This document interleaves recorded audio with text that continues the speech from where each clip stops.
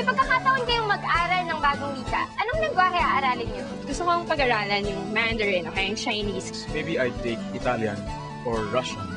Ako Korean language. Ang gusto kong pag-aralan talaga is Mandarin.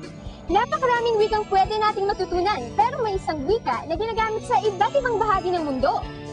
Sa pamamagitan ng wikang ito, nagkakaroon ng pagkakataon ang mga hindi nakakapagsalita na iparating sa atin ang kanilang mga naiisip at nararamdaman. Mula sa Davao Bureau, ipapakilala sa atin ni Shemi ang mga kabataang nag-aaral ng Sign Language.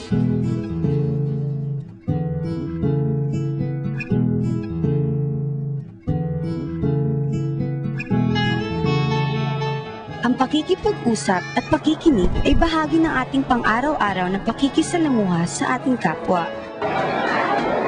Pero hindi lahat ay nabiyayaan ng kakayahang makapagsalita at makarinig. Kaya naman, nabuo ang sign language, isang paraan ng pakikipag-usap kung saan ginagamit ang kumpas ng mga kamay.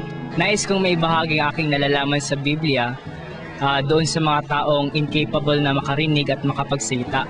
So through signing, doon ko na ibabahagi aking makaalaman. Nais ko matulungan sa tamang kaalaman tungkol sa Biblia. Kailangan nating tumulong sa mga tao upang matuto sila sa katotohanan. Pagkatapos, isa rin sa mga paraan upang matulungan pati ang mga deaf-mute ang pagkatuto ng sign language. Talaga napakaraming mga kabataan ang gustong-gusto sa sign language at sila ay nagtuturo din sa mga illiterate at saka yung tinuruan din nila sa mga layunin ng Diyos. Sa kanilang house-to-house preaching ay nagsasagawa sila ng deaf search. Doon nila natuklasang maraming mga interesadong deaf-mute na maaaring matulungan ng kanilang sign language group. Ipinakilala sa akin ni Cherry ang ilan sa kanila.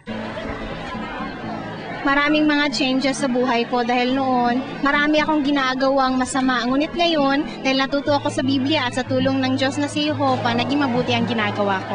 Kaya sa assembly, mga assembly tulad nito, kaya ko na rin mag-sign para sa mga kaibigang deaf at makapag-interpret sa kanila ng mga kanta, makatulong sa iba pang mga deaf upang matuto po rin sila sa Biblia. Habang kausap ko sila'y tila naririnig ko ang tuwa at saya sa bawat kumpas ng kanilang mga kamay sa hangin. Alam ko, higit pa roon ang kaligayahan ng mga sign language volunteers. Ang ganda ng pakiramdam. Alam mo yung feeling na yung buhay mo, isasakripisyo mo para sa isa pang buhay.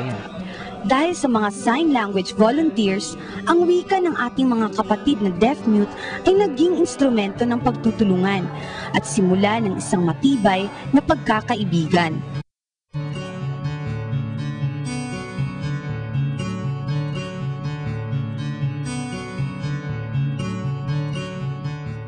Ang Kabataan Express ay hatid sa inyo ng UNICEF.